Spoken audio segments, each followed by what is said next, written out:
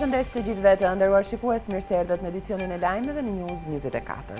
Në emisionin në shënjestër u publikuan detaje nga dosja e Akshit, ku përfshihet edhe dëshmia e biznesmenit Geron Meçe, i cili mbajt peng për 5 orë derisa kompania e tij u tërhoq nga procedurat për tenderin. Meçe rrëfeu se pengmarrësit kishin fenelina policie dhe kur e liruan e kërcënuan me vrasjen e tij dhe të familjes. Emisioni në shënjestër ka zbardhur dëshminë e biznesmenit Geron Meçe, i cili ka rrëfyer përpara prokurorëve çfarë ndodhi në 5 orët e pengmarrjes së tij. Meçe thot se her pas here personat që e kishin marrë peng komunikonin me administratorin e kompanisë së tij nëpërmjet aplikacionit WhatsApp. Po kështu, duke ia dhënë telefonin dhe vet Gerondit me qëllim tërheqjen e kompanisë nga procedurat. Për të qetësuar situatën, ai tha se ata e lejuan të fliste edhe me gruan, të cilën e garantoi se gjithçka ishte mirë. Ata më pyetën, a e kuptova? Në momentin e parë i thash jo, por perceptova që dikush e ka organizuar këtë ngjarje për shkak të ankimimeve të mia, që ishin 7 deri në 9 procedura, ndërkohë që personi i parë më thot, janë tendera që ke ankimuar ti dhe duhet të tërhiqesh, nuk kemi punë me lekët e tua, ne e dim që ke lek, i gëzofsh ato, por s'ke punë te këto procedura dhe do të tërhiqesh nga këto procedura. U thash, çuna, nuk bëhet kështu kjo punë, sepse edhe po u bë, u prish punë më shumë juve se sa mua. Ndërkohë që unë u përpoqja të mbush mendjen që tërheqja nuk bëhet në këtë moment, duke u treguar se nuk jam më administrator, gjë të cilën ata më thanë që e dinin, por u thash që nëse do të më lironin, do e bëja në ditët në vijim. Gjatë kësaj kohe ata më lejuan të flas edhe me gruan, të cilës i thash që jam mirë, kam sa punë, do të marr më vonë.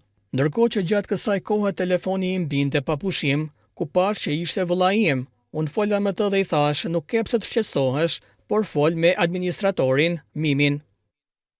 Por ndërkohë që po qëndronte i prangosur te makina dhe në kujdesin e dy rojeve të tij, Geron Meçe mëson që këta të fundit ishin nga Elbasani, ndërsa tjetri sapo ishte bërë baba. Sipas Meçes, personat që organizuan rrëmbimin dhe kërcënimin ndaj tij duhet të kenë një autoritet apo lidhje brenda KPP-s, pasi kishin aftësinë dhe kompetencën për të verifikuar tërheqjen nga procedura. Në këtë dyshim, Meçe përmendi edhe emrin e një antari të KPP-s që sipas tij është i lidhur me biznesmenin Ermal Beqiri, me të cilin Geron Meçe tregoi se kishte konflikte të vazhdueshme në fushën e tij të operimit. Para se ta lironin, biznesmenit Geron Meçe i përmendin gruan dhe fëmijët. Gjatë kthimit, grupi i rrëmbyesve përdori sirenën e policisë për të hapur rrugën, ku makina u fut në drejtim të fshatit Shion, ndërkohë që në këtë moment një nga personat në makinë foli në telefon me dikë, i cili i tha të ndryshojë itinerar dhe ta kthenin makinën në rrugën nacionale, dhe kështu ndodhi. Makina u kthye dhe mua më lan 200 metra afër rreth rrotullimit që futesh për në autostradën Elbasan-Tiranë. Ku në momentin që po më linin, shoferi më tha se nuk dua probleme nga ty. Nuk dua denoncime nga ty, në të kundër do të vrasim ty, gruan, motrën, nënën, se bab nuk keti.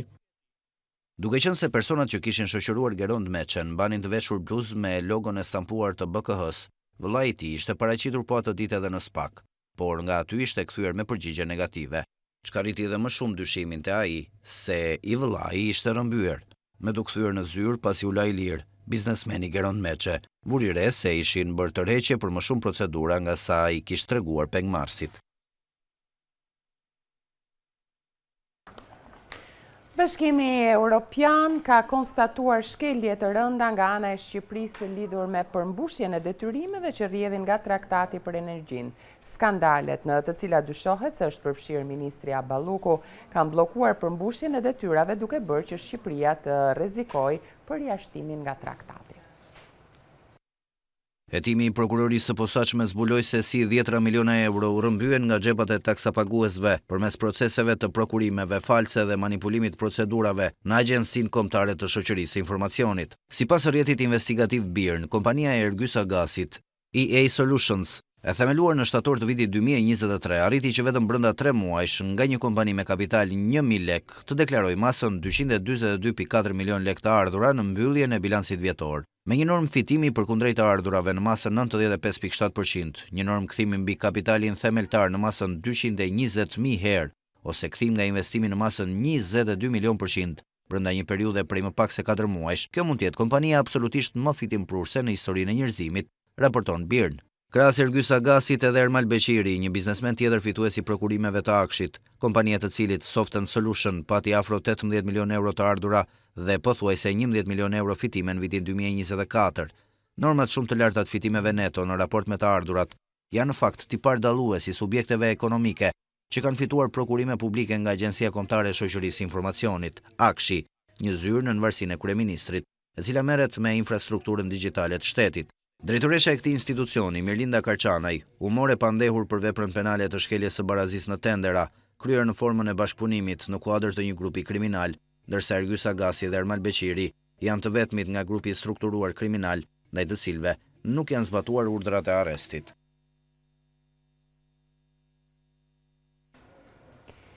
Kronika kishte të bënte me rjetjen investigativ BIRN për hetimin e prokurorisë posaçme që janë zbuluar fitimet marramëndse të kontraktorëve të Akshit, ndërkohë që tani ju ftoj të ndiqni materialin që ka të bëjë me Bashkimin Evropian, ku janë konstatuar shkelje të rënda nga ana e Shqipërisë lidhur me përmbushjen e detyrimeve që rrjedhin nga Traktati për Energji.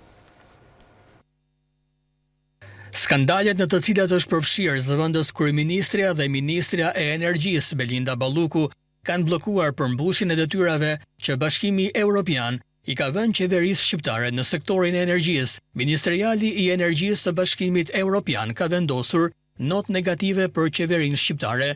Në një vendim të datës 18 dhjetor theksohet se Shqipëria ka dështuar në respektimin e traktatit të Komunitetit të Energjisë.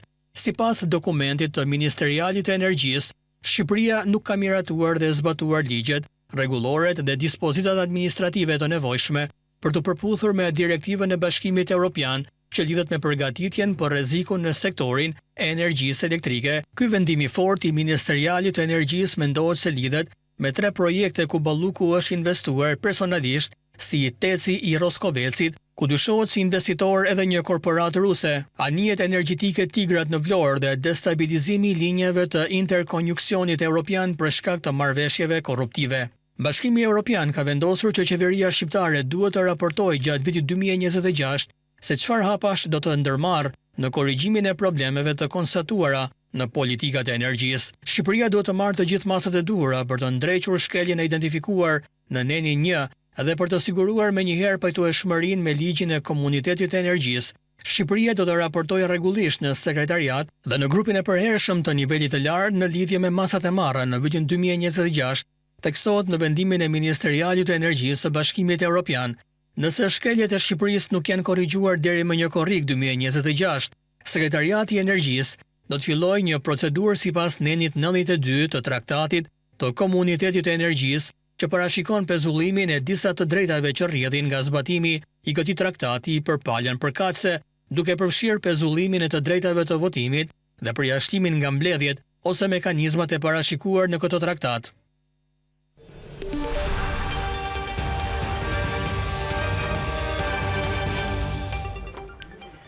Kreu i Partisë Demokratike Sali Berisha deklaron se protesta e së hënës është vetëm fillimi i protestave të vazhdueshme kundër Edi Ramës dhe Belinda Ballukut. Lideri i opozitës thotë se Rama nuk e dorëzon Belinda Ballukun pasi është vetë i përfshirë në aferë. Protestat kundër Edi Ramës dhe Belinda Ballukut do të vijojnë, e tubimi i së hënës është vetëm inaugurimi, thot kreu i PD-s Sali Berisha. Kjo është betejë në vazhdim. Ky ishte një inaugurim me një rëndësi të jashtëzakonshme dhe mesazhin më të fuqishëm për Edi Ramën, narkoqeverinë e tij. Ky mesazh përmbledhet me një fjalë të vetme: largohuni. Mbrëm ai u shkarkua nga detyra, de facto. Para gjithë botës është një kapoband, s'është asgjë më shumë. Lideri i opozitës kërkoi lirimin e protestuesve të arrestuar. Janë ndaluar 10, nga të cilët 4 janë arrestuar. Paralajmëroi policinë të mos prek me dorë protestuesit, se ata po luftojnë kundër hajdutëve të kombit, kriminalëve në detyrë. Të mendohen mirë, të qëndrojnë më mirë me ligjin se me hajdutin, se me kriminalin. Rama, sipas kreut të PD-s, nuk do të lejojë që Ballukut t'i hiqet mandati.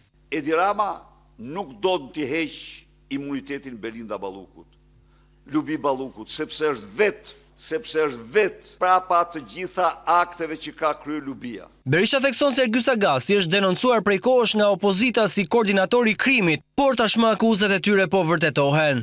Ergys Agasin, jo vetëm në këtë sallë, por dhe në aulat më prestigjioze të Europës, në Këshillin e Europës, në Parlamentin Evropian, e kemi damkosur si koordinatorin e Edi Ramës për veprat më të zeza. Dhe tani po faktohen. Kreu i Partisë Demokratike lajmëroi se ka publikuar një libër me titull Farsa e madhe e majmur e zgjedhjeve në Shqipëri, ku tregohen krimet elektorale të zgjedhjeve të 11 majit. Ky dokument i pa shembull në historinë në një farsë elektorale në Europë dhe në botë, i hartuar mbi 1500 faqe dhe mbi 2000 prova, dokumenta, video, fotografi, një punë e jashtëzakonshme. Shefi i Demokratëve tha se Ervin Saliani është vetë përjashtuar nga PD. Sot çfarë është Ervin Saliani në Partinë Demokratike? Sot është një njeri që ka kaluar linjat e kuqe. E kam thënë.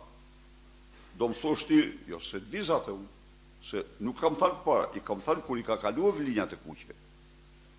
Dhe ne kemi sa linjat kuqe. Ka vendim të shkruar për përjashtim nga partia? Jo, nuk ka një vendim, po ka vetë përjashtuar vetën. Ish-ministri i Shëndetësisë Ilir Beqaj në deklaratën e mbrojtjes u përqendrua më shumë tek emërtimi i Endrit Shabanit në postin e avokatit të popullit, i cili vite më parë kallëzoi në SPAK. Beqaj tha se kishte ndjekur me abi puthjen me duar që Shabani u drejtoi deputetëve dhe duar trokitjet e socialistëve që e zgjodhen. Ish-ministri i Shëndetësisë Ilir Beqaj në akuz për vjedhje duke shpërdoruar detyrën dhe grup kriminal, një pjesë të konsiderueshme të deklaratës në gjykat, i akushtoi kallëzuesit të çështjes, Endri Shabani, i cili sipas Beqajs, paradoksalisht, sot mban postin e avokatit të popullit. Beqaj kujton se kallëzimi penal është bërë në 23 dhjetor të 2019-s, fiks 6 vite më parë, ndërsa sot Shabani renditet mes dëshmitarëve të akuzës. Ai që duhet të jetë zëri i qytetarit përballë pushtetit, del në rreshtin e akuzës, thot Beqaj, duke cilësuar situatën si një paradoks institucional.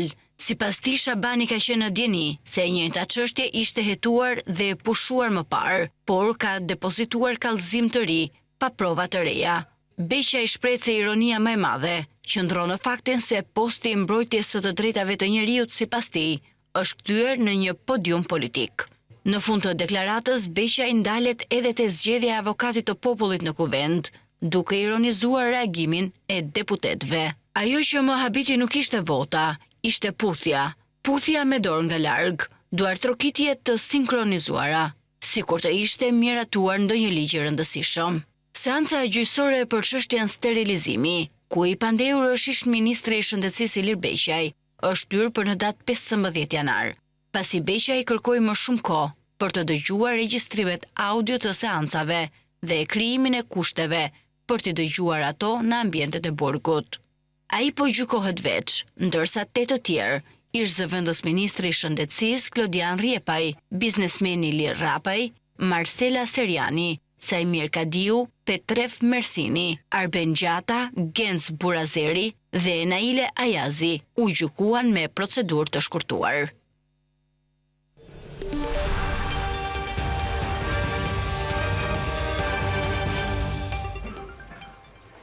Të bashkuare në një frymë vëllazërore i peshkvin të Kishës Katolike në Shqipëri kanë vendosur që këtë vit të gjithë bashkë t'i drejtojnë popullit shqiptar me një mesazh dashurie dhe shprese për festën e Krishtlindjes.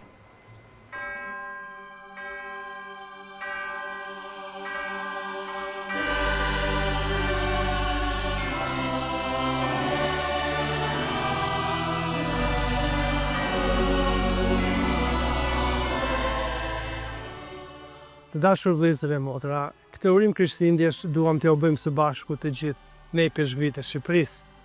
Do kishim dashur që në këtë urim t'ishte pjesë edhe Zot Simon Kulli i peshkvit Safës, por jemi të sigurt se ai na uron Krishtlindjet nga qielli dhe lutet për ne, secili nga ne ka një fjalë për t'u drejtuar popullit të Zotit që është në Shqipëri.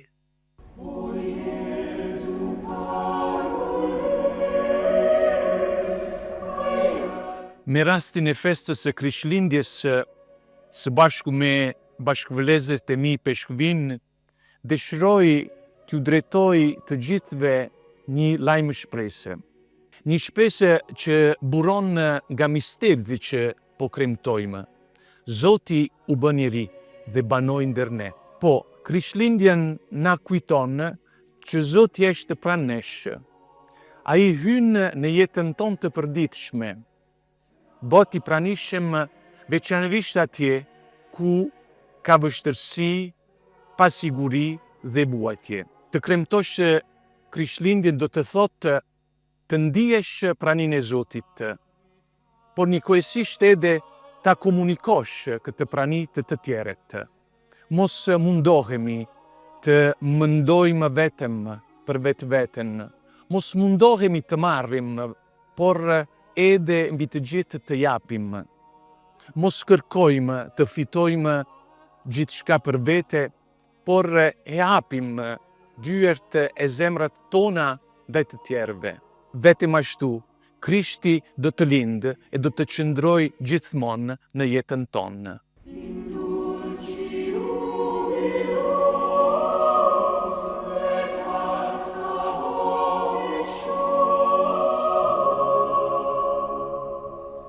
Populli që ecën në errësirë pa një dritë të madhe. E mbi këtë lugin të errët shndriti drita e fuqishme, e ke shumuar gëzimin, e ke rritur harem. Kështu thot profeti Isai në kapitullin 9. Kjo është përvoja e Krishtlindjes, përvoja e daljes nga një errësirë që prek njeriu deri në misterin e fundit, të pakapërcyeshëm për atë që është misteri i vdekjes, siç ka shënuar edhe jetën e vllaut ton Simonit. Por ne e dim që në fe kjo dritë shndrit. E Zoti nëpërmjet edhe ofertës së Tij shndrit në jetën tonë, e përballë këtij grazhdi në Betlehem, ku jemi të ftuar gjithë të kremtojmë, të festojmë, të sodishsim këtë Zot që shndrit në errësirat e ekzistencës tonë. Të bëjmë që edhe kisha jonë të mbushet me dritën hyjnore të Jezusit, populli ynë të dali nga fryma e errët e çdo distance, çdo skujrajimi, çdo mungesë shprese. Puer natus in Bethlehem, alleluia, unde gadet Jerusalem, alleluia, alleluia. Të dashur vëllezër e motra, jam i lumtur që drejtohemi të gjithëve me rastin e Krishtlindjes së shenjtë, festë që kisha kremton çdo vite, duke përkujtuar lindjen